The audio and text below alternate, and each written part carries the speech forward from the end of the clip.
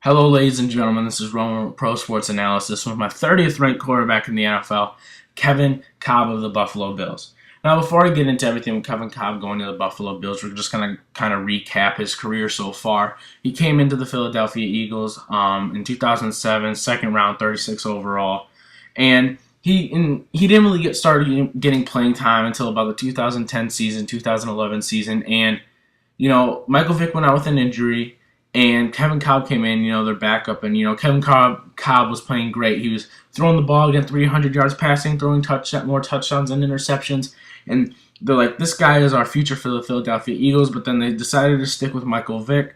Andy Reid said, and then Kevin Kolb, just didn't work out there because Michael Vick was the starting QB. And so they traded him over to Arizona the next season because Arizona needed a quarterback. Arizona's like, we're going to get this guy.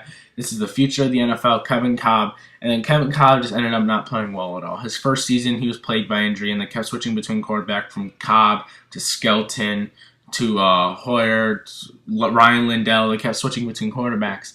And then the next season, this past season, he was doing great. He started off the season 3-0. Everyone picked him to be their Super Bowl sleeper pick, the wild card, to make the wild card. No one expected them to do it, so they were picking them.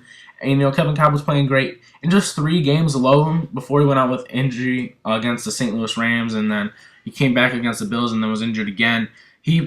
Kevin Kolb passed for 1,169 yards, 8 touchdowns, 3 interceptions, only fumbled twice, and had 86.1 passer rating. Those numbers are great for just 3 to 4 games, 3.5 games, and I believe that Kevin Kolb can be a great quarterback. Then they, traded him to Buffalo because the Bills got rid of Ryan Fitzpatrick to Tennessee. And then the Bills brought in Tavares Jackson as well. They brought in E.J. Manuel, 16th round pick. First round 16th overall pick in the 2013 NFL draft. So, then they had this huge QB competition over there between Kolb, they had Jackson, and they had E.J. Manuel. So Tavares Jackson ended up leaving, so now it's between Kevin Kolb and E.J. Manuel, and I believe Kevin Kolb will reign supreme in the quarterback battle because E.J. Manuel just doesn't look like he has, the numbers. He doesn't look like his arm is very strong. It doesn't look like he's very mobile in the pocket. It looks like he's just kind of stationary. He doesn't really get along and around, and his vision just doesn't look very well. So I believe Kevin Kolb will reign supreme. Kevin Kolb has the potential to be a very good quarterback like, he did in Philadelphia. In Philadelphia, he was putting up numbers until Michael Vick came back. And, Michael Vick ended up bringing them to the NFC Championship that year, I believe. And, Kevin Kolb, the only thing is, it doesn't look like he has a strong enough arm. And it doesn't look like he has a receiving core to help him, be successful. Ryan Fitzpatrick, he wasn't really terrible, but he definitely wasn't great. He put up some numbers, he'd throw for a couple hundred yards a game. He'd throw for more touchdowns and interceptions sometimes. And then, you just need production from your receivers and your backs. Now with the emergence of C.J. Spiller, Fred Jackson, I believe C.J. Spiller will be the number 1 back there in Buffalo this year. C.J. Spiller is a great fantasy pickup if you ever get the chance to pick him up. If you have the 8th pick in the first round or the 7th pick, go with C.J. Spiller. He's a great player, just kind of getting into fantasy for a second. But, Kevin Kolb has Stevie Johnson, and then you have nothing else in the wide receiving core. You just have Stevie Johnson, who's a great receiver. No doubt about that. He's one of the better receivers in the game. I really like the guy. But Kevin Kolb needs more weapons at the receiver position. The Bills should have gone out more and went and drafted a receiver first instead of grabbing E.J. Manuel. If they knew they were going to bring in Tavares Jackson and Kevin Kolb, there was no reason to bring in E.J. Manuel. Yeah, you want a young quarterback. I've always preferred having younger players because they have a lesser chance of getting injured. So I don't know why they did that. They should have gone out, grabbed maybe Cordarrelle Patterson or an offensive lineman to protect Kevin Kolb or Tavares Jackson instead of grabbing E.J. Manuel. Now, I just believe that was a mistake on the Bills organization.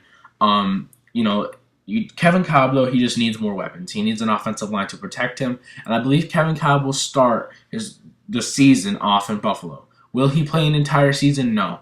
I don't think he's going to play an entire season. I believe he'll get injured right around halfway through. I don't think he can stay healthy enough and that means EJ Manuel will come in. And maybe EJ Manuel's off the charts. Maybe he's like the next Cam Newton or the next Peyton Manning or, maybe the next Joe Montana even, just throwing some names out there. So Kevin Kolb just needs to come in, stay healthy, and then if he doesn't, we'll get to see an emergence of EJ Manuel possibly. I just think you need more weapons at the wide receiving core. You need more depth at the wide receiver position. You need more depth in the defense, and you need more offensive line players because the offensive line is one of the most key positions in the NFL. And if you don't have that person protecting Kevin Kolb or the key line blocking Kevin Kolb from the defenders, he's going to have a tough time. He's going to be constantly getting injured. He was sacked so many times in Arizona. It was ridiculous. And so you need an offensive line. You need more depth at the receiver position. You're fine at the running back position with C.J. Spiller. He's a great player out of Clemson 2 years ago. And, Fred Jackson's coming back from injury, probably going to be the second back now. Probably going to be the third down back possibly. C.J. Spiller is a great player for running screens, or even if you want to run a vertical route downfield, he's very fast. He's very quick on his feet. Reminds me a lot of a Darren Sproles. So, Kevin Kolb can be good. I believe he can be good. He just needs weapons around him. Even though he did have weapons in Arizona, he was playing great there. He had Andre Roberts, Michael Floyd, Larry Fitzgerald. Probably one of the more underrated receiving cores in the game of football. But Kevin Kolb just needs to make sure he has weapons. He needs a line around him. That's where the Bills made a mistake in grabbing EJ Manuel first. EJ Manuel could have gone to a team later in the draft, maybe like the Browns. Maybe even the Jets wanted EJ Manuel instead of Geno Smith. We don't really know.